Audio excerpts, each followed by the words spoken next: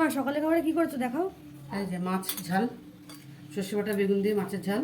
আর এই ভাত। বাহ, এটা কি এটা মাছ কি জানিস? ইলিশ মাছ নাকি? না, এটা ইলিশ মাছ না, এটা সিলভার কাপ। জানতো সিলভার কাপ। এটা গন্ধটা একদম পুরো ইলিশ মাছের মতো আর বেরিয়েছে। দেখতে ইলিশ মাছের মতো লাগছে না?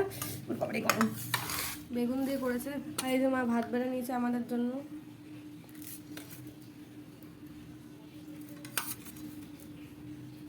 এটা বাবা। যে বাবারটা খাবার পাঠাবে তাই।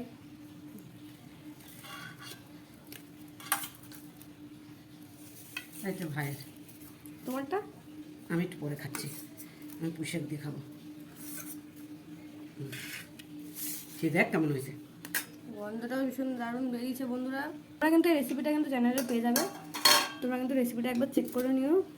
আর এই মাছ অনেকেই খেতে চায় না, এই মাছটা কিনে খেয়ে দেখো, খুব ভালো লাগবে। অনেকেই বলে সিলভার কাপ মাছে কোনো স্বাদ নেই, কিন্তু বড় সিলভার কাপ মাছ নিয়ে এইভাবে রান্না করে তোমার পেঁয়াজ রসুন দিয়েও ঝাল করা যায়, ডাঁটা আলু দিয়ে ঝোল করা যায়, আবার এইভাবেও করা যায়। আমি তো করি, আমাদের খুব ভালো লাগে, তাই আমি রেসিপিগুলো দেখাচ্ছি। তোমরা দেখো, খুব ভালো লাগবে, করে খেও।